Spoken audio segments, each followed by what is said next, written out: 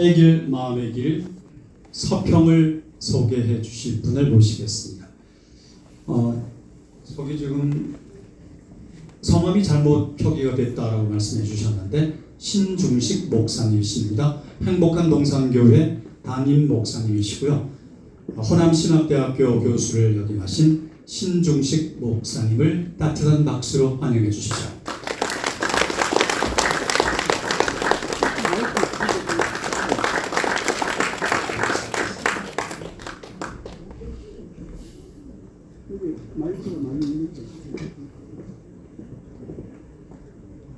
다요 반갑습니다.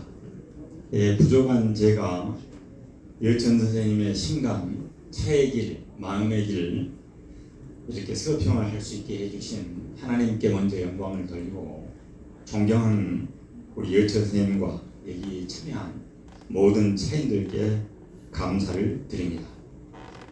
유학자이셨던 우리 조부께서는 늘 말씀하시기를 남아수도 오거서를 하라 이렇게 말씀했습니다. 남아로 태어났으면 모름지기 5수레 정도의 실 만큼 책을 읽어야 한단다. 그래서 장어종지기처럼 적은 글씨 되지 말고 좀 넓고 큰 호연지기의 기상을 가진 그런 사람이 되어라 이렇게 말씀을 해주셨습니다.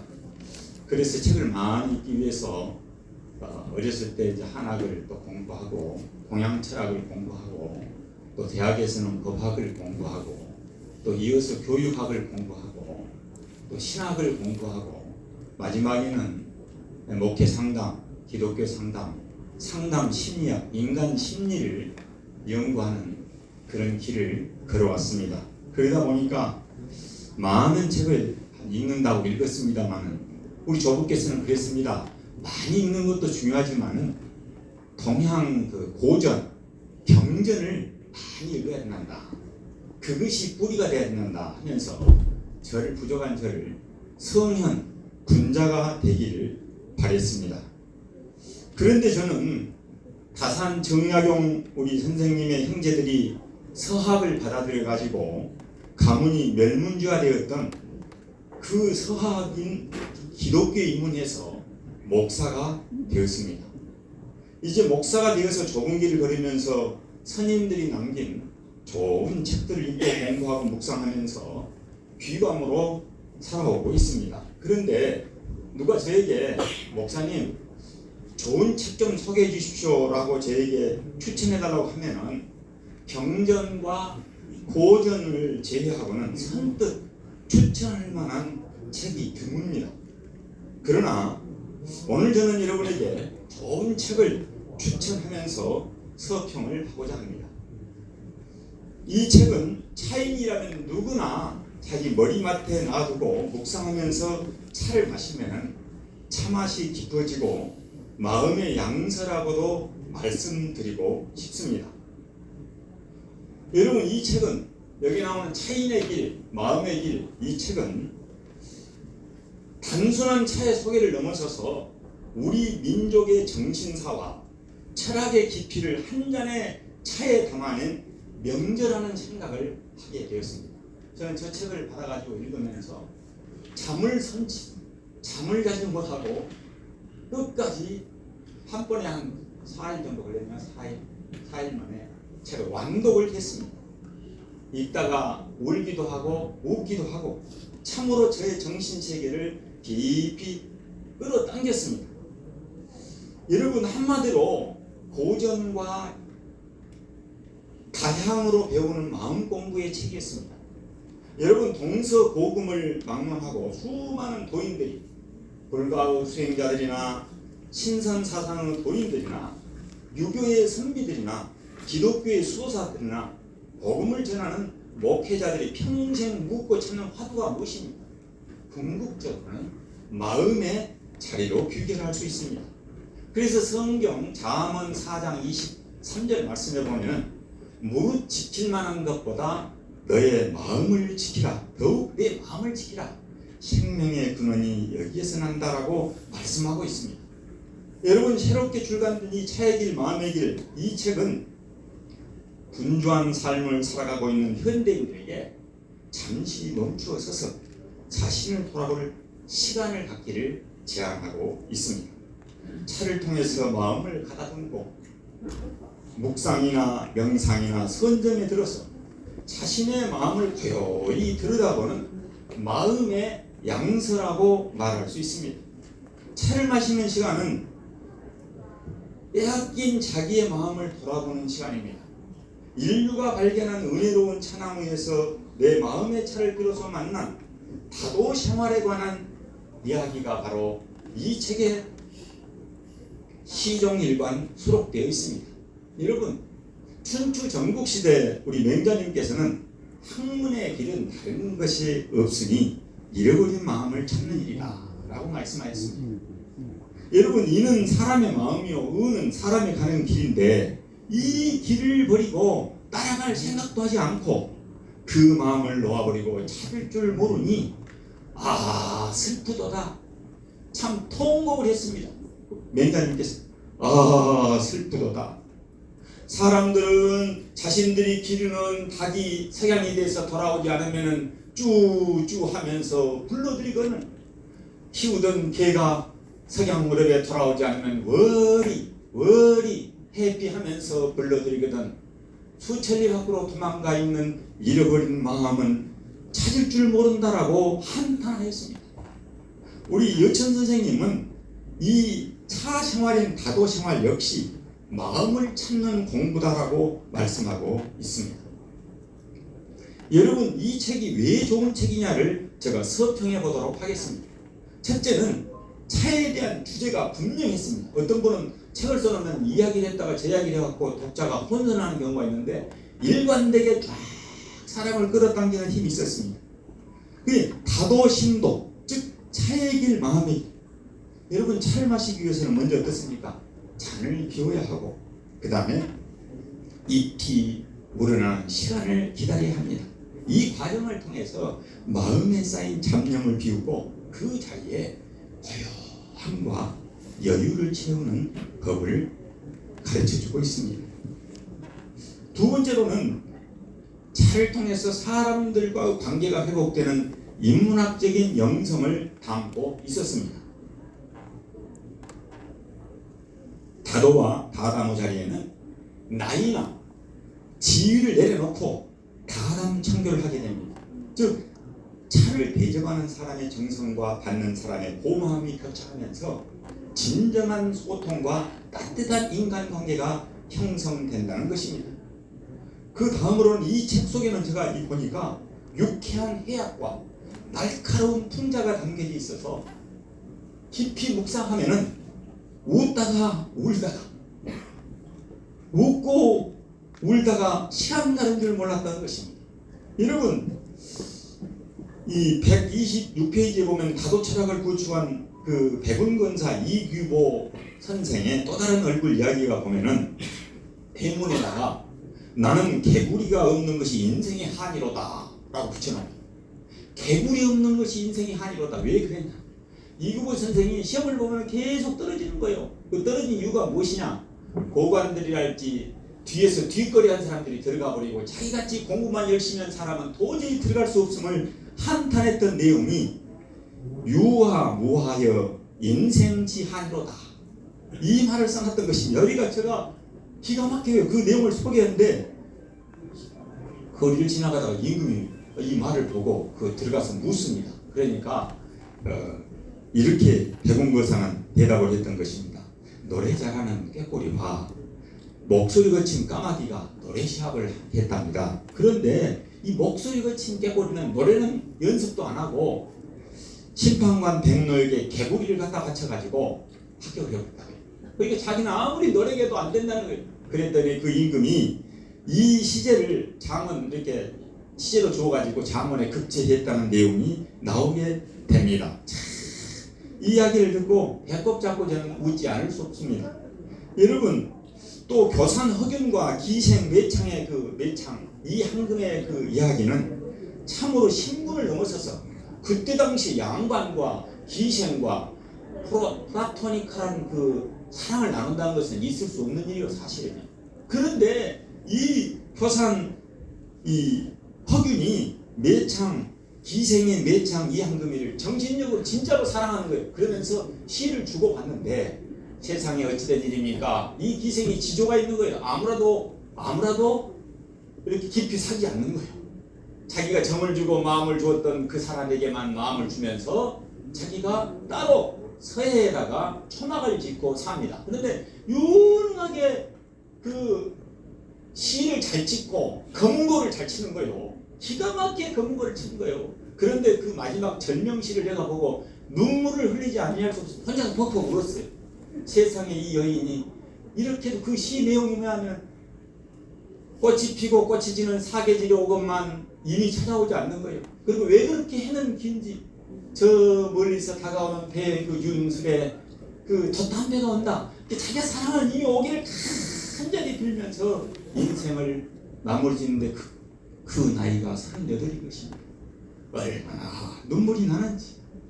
그래서 한참 눈물을 훌쩍거리며 울다가 그 책을 또 넘기면서 보았습니다. 여러분, 종교상의 박해로 인해서 강진에 유배되었던 정약용 선생님, 다산 정약용 선생과 흑산도에 유배된 정약정 선생이 주고받은 그 편지의 내용을 보면은 기가 막히는 거예요. 책을 통해서뿐만 아니라 존경하는 우리 여천 선생님을 통해서 제가 많이 들었기 때문에 그 내용을 알고 있는 내용이었습니다. 그런데도 불구하고 그 형이 동생을 위로하는 내용이요. 그 종교 박해 때문에 예수님 믿는다는 것 때문에 멸문지화 가문이 되어버렸습니다.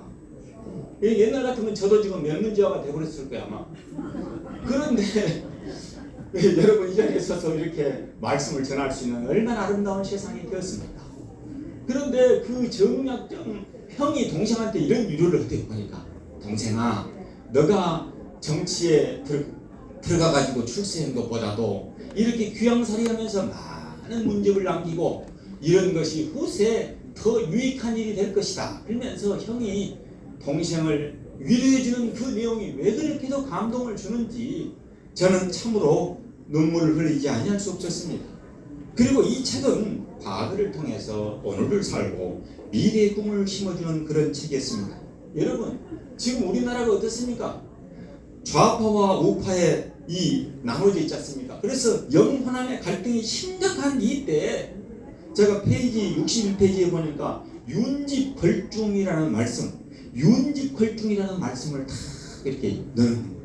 그런데 그 말씀이 여러분 다 아시겠죠? 여기는 한학자님도 계시고 동양 철학의 전문가들이 많이 오신 것으로 제가 알고 있습니다만, 저희 조부께서 저에게 주었던 화두였습니다. 그런데 우리 모두에게 주는 화두 같아요. 즉 윤집, 진실로 그 중용, 중도, 중정을 잡아라. 내가 인생 살면서 그것이 중요하다. 그러면서 인심은 위태하고 도심은 미하니 유정유의자야 윤집걸중이라 그런 내용이 나옵니다. 그러면서 그 내용을 보면서 우리 여천 선생님이 생각났습니다. 왜 그러냐? 중용과 이 중용, 중도의 정신으로 호남을 아우르는 진정한 차일의 삶을 살고 있는 걸 봤어요. 그 이유가 무엇입니까? 제가 지금 전남 순천에서 달려왔습니다. 영원함을 아우르는 그 정신, 그러면서 포괄적인 마음으로 가지고 가는 그 차이, 그런 모습을 보면서 제가 많은 인생의 귀감을 삼고 있습니다.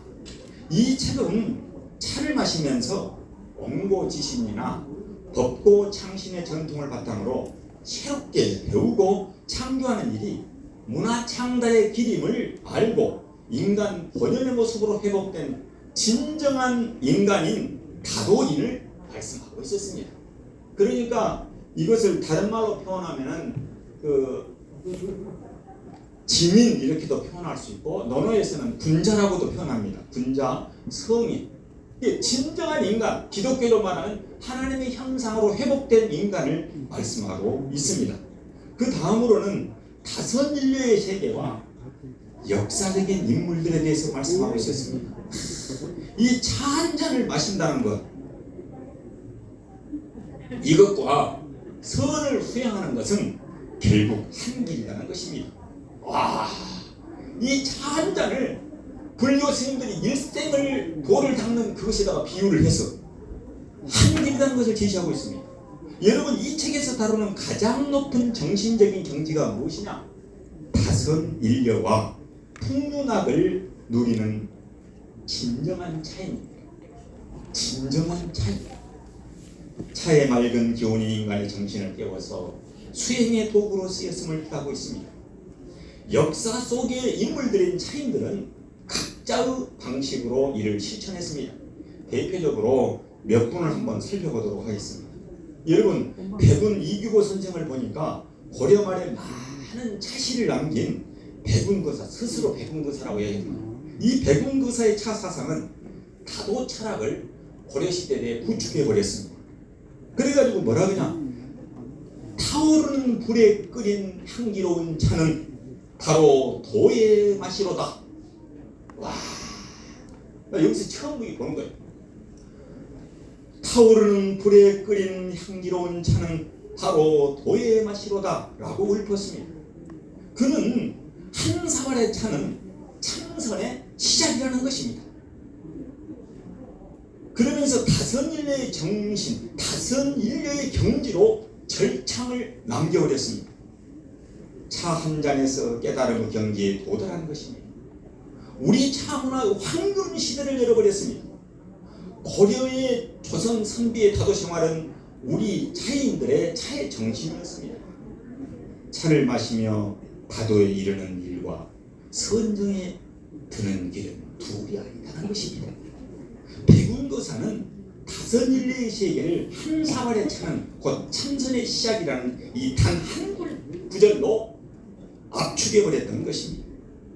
그 다음에 여러분, 우리가 다 알고 있는 초이선사와 추사 김정희 선생을 보면 조선 후기 때 다도의 부흥기를 이루었던 주역들입니다. 특히 이 추사 선생님, 추사 김정희 선생님은 초이선사에게 차를 보내달라고 재촉을 하게 됩니다. 그러니까 차를 통해서 학문적 고독을 달래고 예술적인 영감을 다선인류의 경지에서 꽃피워버렸던 분들입니다. 여러분, 다도에 관한 뛰어난 작품으로 우리 추사 선생님이 초이선사에게 선물을 받고 답례로 준 것이 무엇입니까? 저 책에가 나와 있습니다.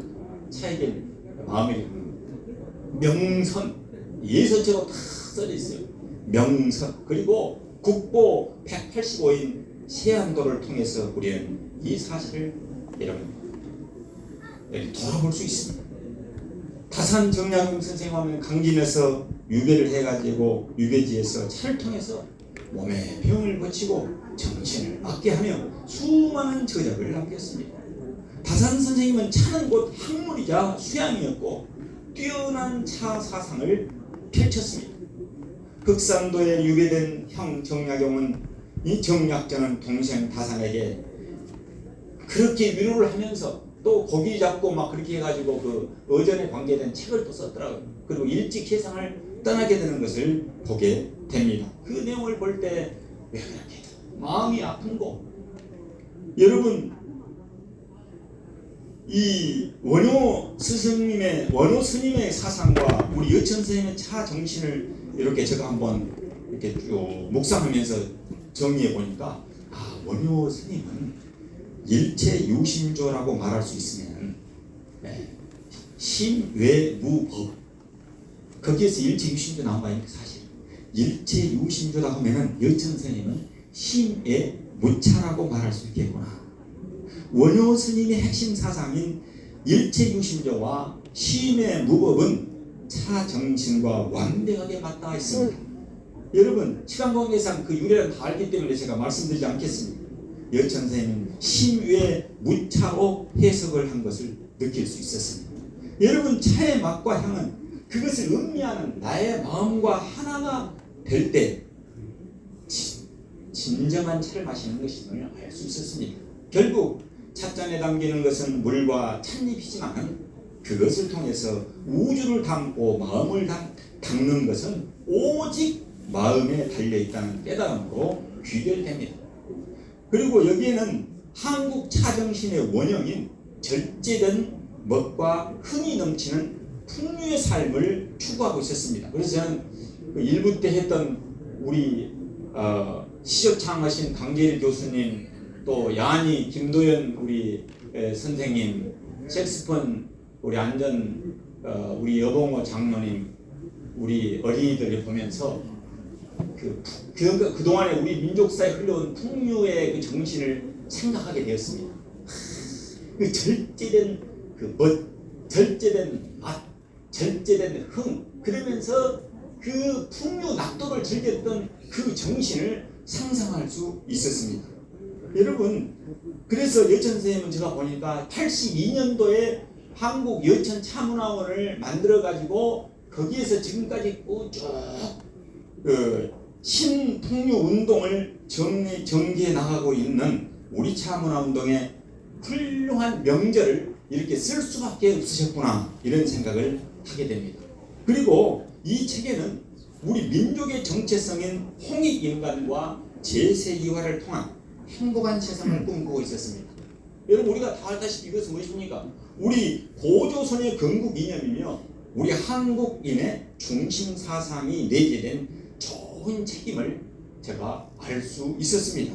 그래가지고 1부, 2부, 3부, 4부, 5부로 딱 정리해서 나왔기 때문에 한 장씩 묵상하면서 한 번에 다 일을 하지 마시고 묵상을 깊이 해보면 저와 동일한 그런 감정과 느낌을 가질 수 있을 것입니다. 독자들로 하여금 향기로운 삶을 살아갈 것을 화두로 이렇게 던지고 있는데, 제일 처음에는 심의 무차로 시작해가지고 그 다음에 마지막에는 어떻게 끝나냐 보면은 당신의 차의 향, 당신은 차의 향기, 다향에서 풍겨나온 향기로운 사람인가라고 화두로 묻습니다. 그러면서 책을 마무리하고 있습니다. 그래서 제가 이 책을 딱 보면서 다 읽고 난 다음에 책을 다시 한번 봤습니다. 그랬더니 그 안에 들어있는 그림 있잖아요. 책, 그 그림들이 모두 다 의미가 있는 거예요.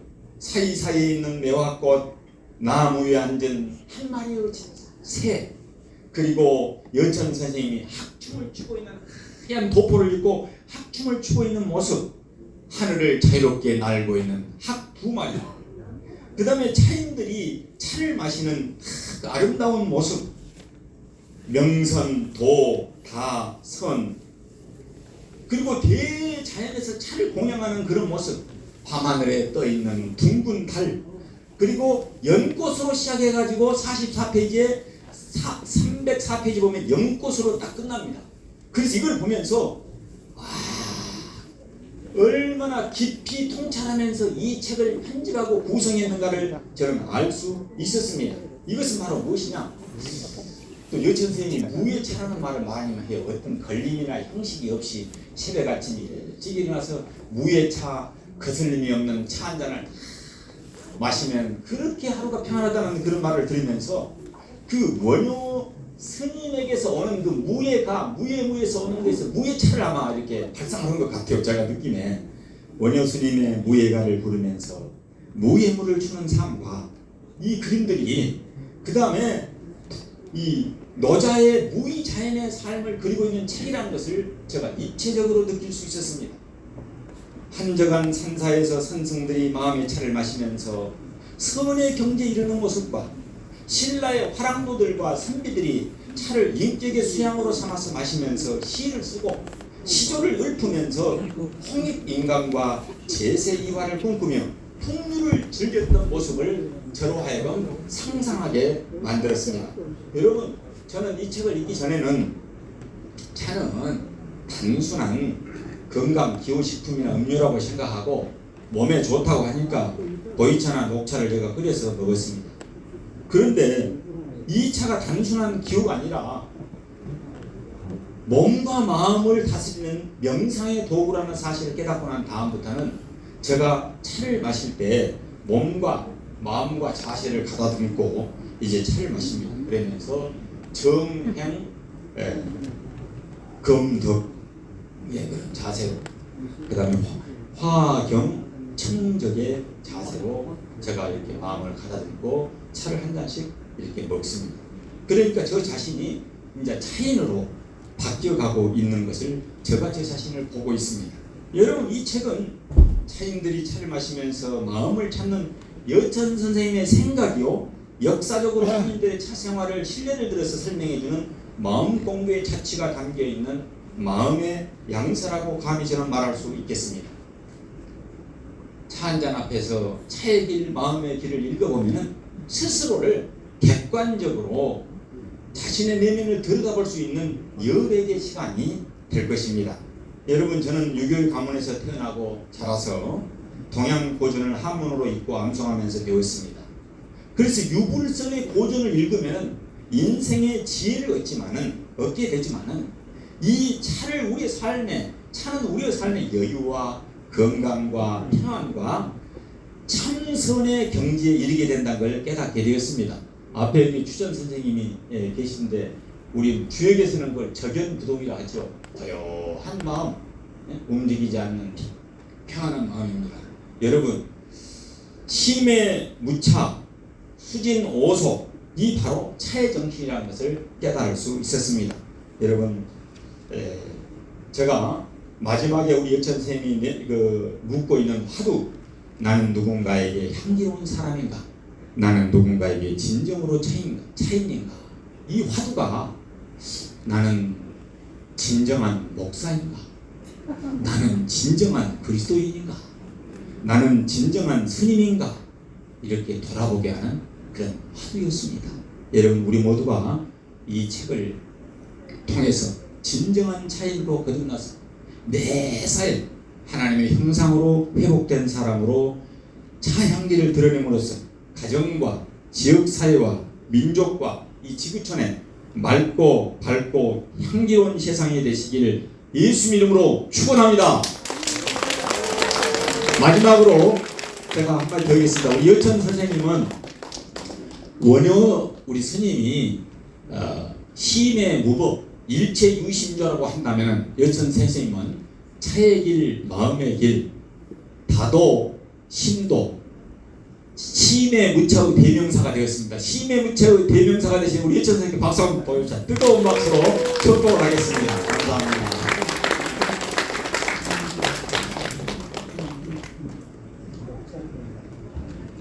제가 해야 할 역할까지 다 해치우셨습니다. 저는 오늘 짤막짤막한 말씀을 드리기 위해서 지금 자료를 잔뜩 준비했는데 어쩌면 자료도 없이 20분 가까운 시간을 좋은 말씀을 해주셨습니다. 축복해 주신 행복한 동산교회 담임 목사님이시죠. 신종신 목사님께 감사의 박수를 부탁드립니다. 목사님의 따뜻한 시선 덕분에 이 책에 참